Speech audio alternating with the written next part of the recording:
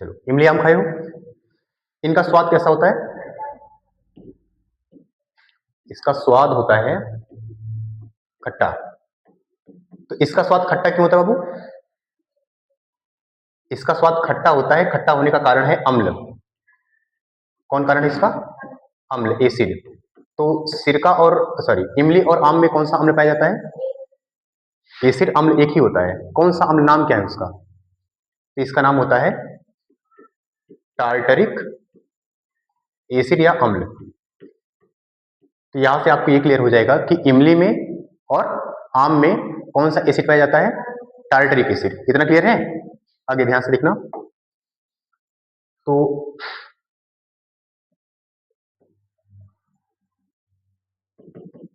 ये है XYZ, कोई व्यक्ति है, और इन्हीं के सामने कोई और एक व्यक्ति है,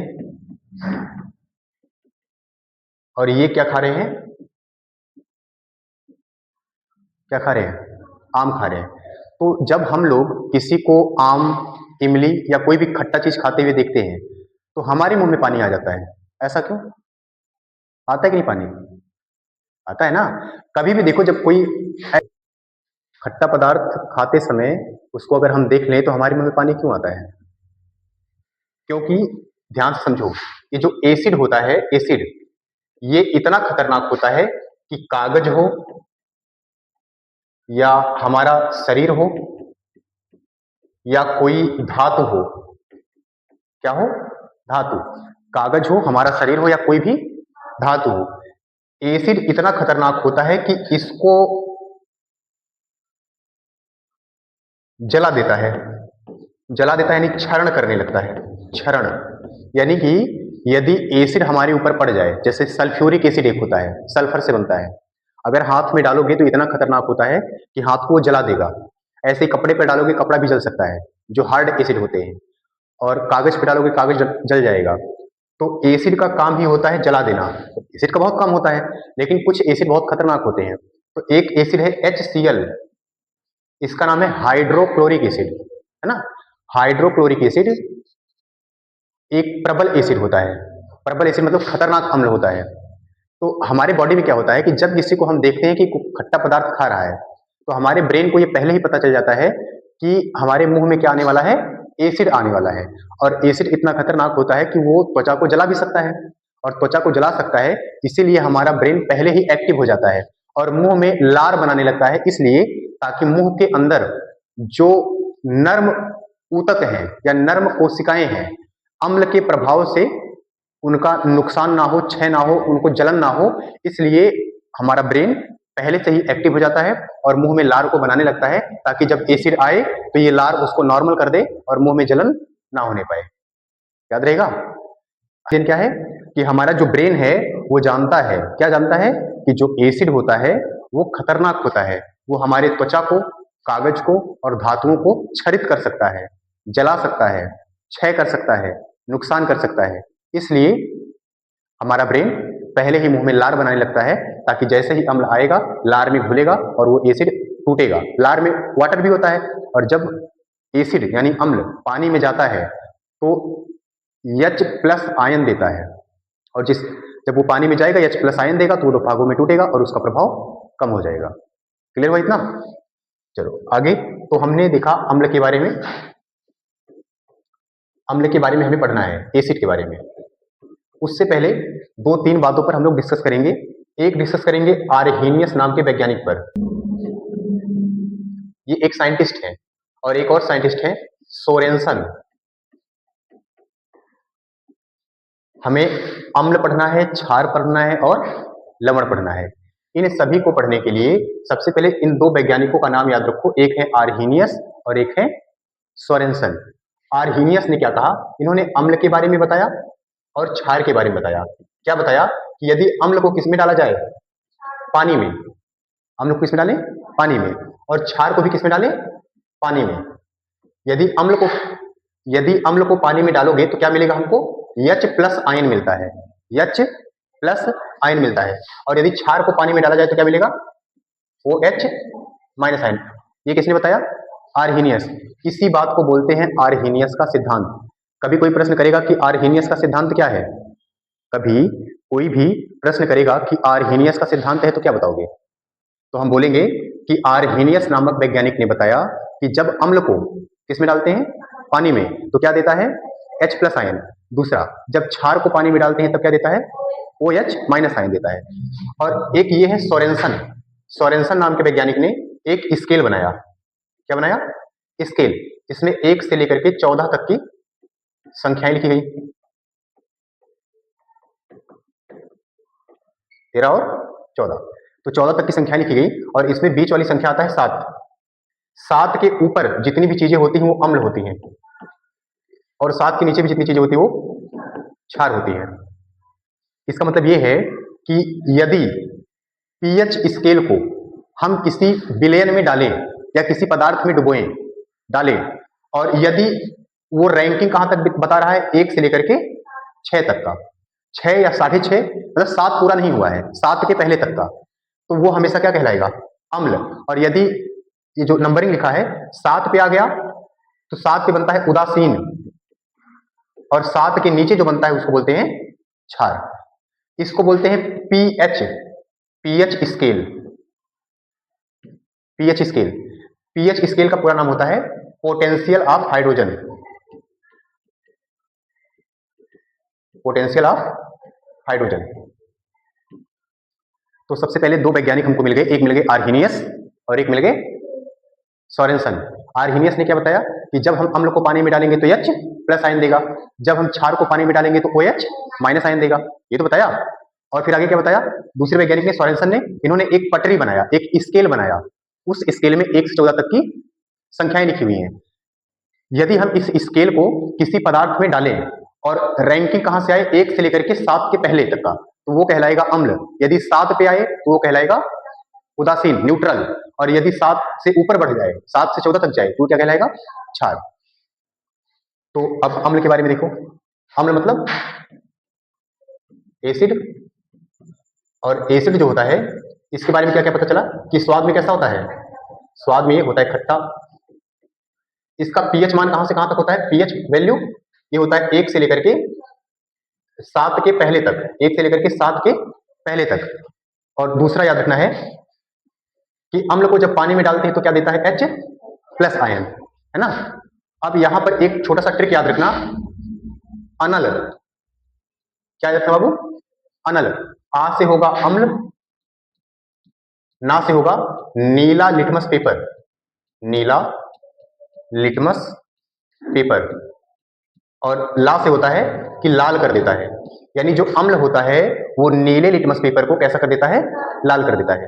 तो यहां से ये नीले को क्या करता है, लाल करता है, नीले को कर देता है लाल। अच्छा, ये लिटमस पेपर कहां से प्राप्त होता है, तो लाइकेन नामक पौधे से, लाइकेन नाम का एक पौधा होता है, उसी से हमें लिटमस पेपर प्राप्त होता है।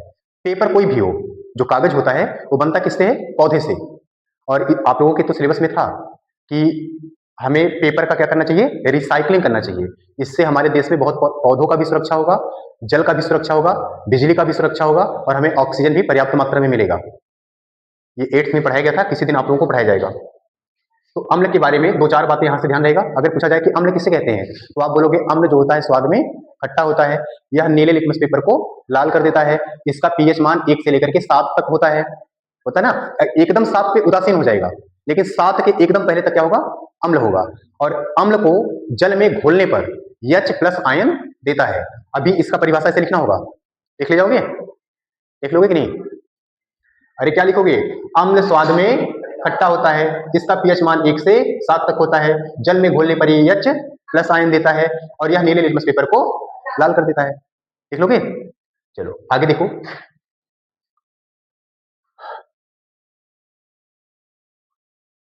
अम्ल जो होता है ये कुछ जीवों में भी पाया जाता है, कुछ जीव, है ना।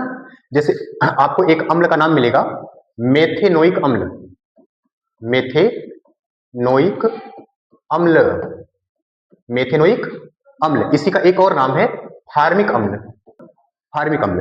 तो चाहे मेथेनोइक अम्ल बोलो, चाहे फार्मिक अम्ल बोलो, और चाहे बोलो HCOOH, तीनों एक ही चीज है। क्लियर इतना। तो मेथेनोइक अम्ल या फार्मिक अम्ल या HCOOH एक ही चीज होता है। और ये किस जीव में पाया जाता है बेटा? किस जीव में? ये पाया जाएगा चींटी में, ये पाया जाएगा बिच्छू में, बिच्छू, और ये पाया जाएगा, भौरा भी रहने दो, आप पहले इन्हीं दो का देखो, चींटी, बिच्छू, और एक देख लो मधुमक्खी। तो चींटी, बिच्छू और मधुमक्खी में कौन सा एसिड पाया जाता है? Formic acid. उसी का दूसरा नाम क्या है? हाँ, मेथेनोइक या HCOOH।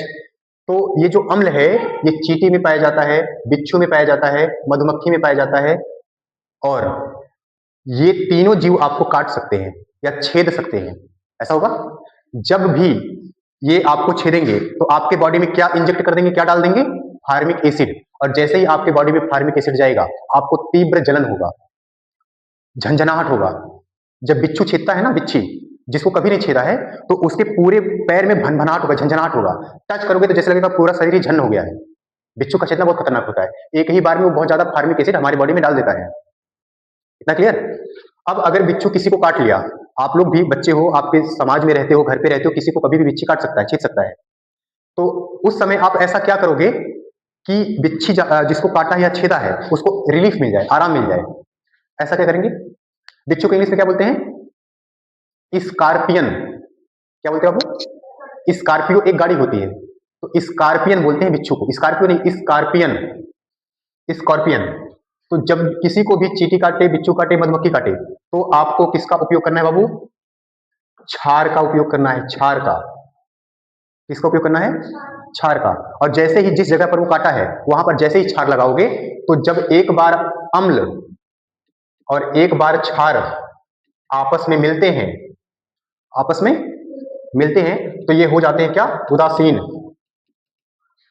और जब उदासीन होते हैं तो अम्ल का प्रभाव धीरे धीरे कम होने लगता है और आपको आराम मिलने लगता है। तो क्या क्या लगा सकते हो? अगर आपके घर पे बेकिंग सोडा रखा हो, क्या रखा हो? इसी को मीठा सोडा कहते हैं, इसी को खाने वाला सोडा कहते हैं। अगर ये रखा है तो हल्का सा पानी में मिक्स करो और जिस जगह पे डंक लगा है उसी पर लगा दो, तो कुछ ही देर में 5 से 10 मिनट के अंदर आपको आराम मिल जाएगा। अगर ऐसा नहीं कर पा रहे हो तो नहाने वाला साबुन घर पे होगा, कपड़ा वाला साबुन होता है, सर्फ होता है, इसको लगा दो, तब भी सही हो जाएगा। क्लियर इतना? तो अब यहां से आपको क्या क्या, पहले बताओ अम्ल का परिभाषा क्लियर है? एसिड का डिफिनीशन, अम्ल स्वाद में, इसका पीएच मान 1 से, इसको जल में डालने पर यह नीले लिटमस पेपर को कर देता है। अम्ल जो होता है, कुछ एक अम्ल का नाम बताया गया, मेथेनोइक या फार्मिक अम्ल। मेथेनोइक या फार्मिक अम्ल जो होता है वो बिच्छू, चींटी और मधुमक्खी के डंक में पाया जाता है। जब ये आपको छेदेंगे तो आपके बॉडी में क्या हो जाएगा? मेथेनोइक अम्ल डाल देंगे और ये आपके बॉडी में झंझनाहट, परपराहट और सूजन, ऐठन जैसा समस्या उत्पन्न करेगा, आपको पेन करेगा, दर्द करेगा। तो उससे बचने के लिए तुरंत क्या करोगे? क्या लगाओगे? क्षार लगाना है। क्षार में क्या लगा सकते हो?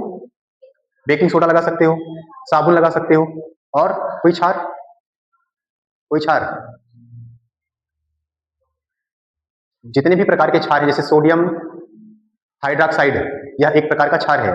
कैल्शियम हाइड्रोक्साइड, बुझा हुआ चूना, बिना बुझा हुआ चूना नहीं, बिना बुझा हुआ चूना होता है कैल्शियम ऑक्साइड, और कैल्शियम हाइड्रोक्साइड होता है बुझा हुआ चूना। तो इनका भी यूज कर सकते हैं। ये सब क्षार है और तुरंत ही इसको समाप्त कर देंगे। इतना क्लियर हुआ? अब आपको आगे देखना है अम्ल के प्रकार। तो अम्ल जो होता है वो 2 प्रकार का होता है। जो पहला नंबर है उसको बोलते हैं प्रबल अम्ल, प्रबल अम्ल, या इसी को बोलते हैं अकार्बनिक अम्ल। क्या बोलते हैं बाबू? अकार्बनिक अम्ल। अकार्बनिक अम्ल क्या होता है? जिसमें कार्बन ना हो, उसे अकार्बनिक अम्ल बोलेंगे। और दूसरा होता है दुर्बल अम्ल, दुर्बल अम्ल। और जो दुर्बल अम्ल है इसमें मुख्य रूप से क्या किया जाता है? इसको कह सकते हैं कार्बनिक अम्ल, इसमें कार्बन पाया जाता है, कार्बनिक अम्ल। और ये हमारे बॉडी के विकास के लिए इंपॉर्टेंट होता है। जैसे लैक्टिक अम्ल, हार्मिक अम्ल, एसिटिक अम्ल, सिट्रिक अम्ल, ये सब हमारे लिए इंपॉर्टेंट होते हैं। तो दुर्बल अम्ल और प्रबल अम्ल। अम्ल कितने प्रकार के? 2 प्रकार के, प्रबल और दुर्बल। प्रबल में याद रखना है HCl, HNO3 और H2SO4। और भी हैं, जैसे एक होता है ना halogen group, chlorine, fluorine, bromine और आयोडीन। इसमें यदि हाइड्रोजन लगा दिया जाए तो वो सब भी अम्ल बनते हैं, और वो भी कैसे अम्ल होते हैं? प्रबल अम्ल। जैसे देखो क्लोरीन, फ्लोरीन, ब्रोमीन और आयोडीन, इन सभी के साथ यदि H लगा दिया जाए तो ये सब बन जाएंगे अम्ल, और ये सभी किस अम्ल में आते हैं? प्रबल अम्ल में। इतना क्लियर? इसमें आ जाएगा कार्बनिक अम्ल में सिट्रिक अम्ल, सिट्रिक अम्ल आ जाएगा, एसिटिक अम्ल, एसिटिक अम्ल, इसी में आ जाएगा फार्मिक अम्ल, तमाम प्रकार के लैक्टिक अम्ल, ढेर सारे अम्ल हैं जो दुर्बल अम्ल में आते हैं। तो अम्ल के कितने प्रकार? दो प्रकार, दुर्बल और प्रबल। दुर्बल प्रबल में क्या क्या आ रहा है? मुख्य तीन नाम, HCl मतलब हाइड्रोक्लोरिक अम्ल, HNO3 मतलब नाइट्रिक अम्ल, H2SO4 मतलब सल्फ्यूरिक अम्ल। दुर्बल में क्या क्या आएगा? सिट्रिक अम्ल नींबू में पाया जाता है, एसिटिक अम्ल सिरका में पाया जाता है, टार्टरिक अम्ल इमली और आम में पाया जाता है, टैनिक एसिड अम्ल ये आंवले में पाया जाता है। इसी प्रकार से जितने भी खट्टे पदार्थ होते हैं उन सभी में अम्ल पाया जाता है। तो इतना क्लियर हुआ? अब आगे देखना है अम्ल के गुण। क्या देखना बाबू?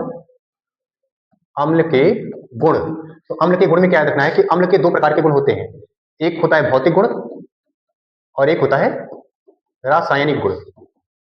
जो भौतिक गुण होता है वो हम लोग देख चुके हैं कि ये नीले लिटमस पेपर को लाल कर देता है, इसका पीएच वैल्यू 1 से 7 आता है, स्वाद में ये खट्टा होता है। तो ये हो गया इसका फिजिकल प्रॉपर्टी, भौतिक गुण। अभी हमको देखना है रासायनिक गुण। क्या देखना है? रासायनिक गुण।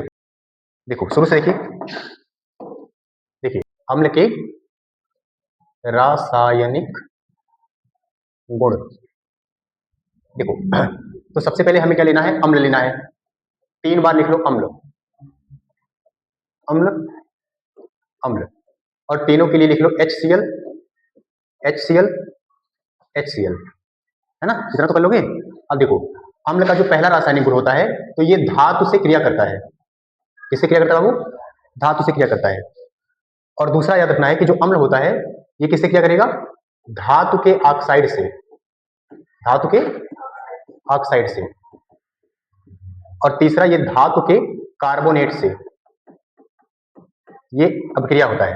पहला अभिक्रिया देखते हैं। पहला था हमारे पास HCl, मान लो हमने धातु के रूप में लिया सोडियम, है ना?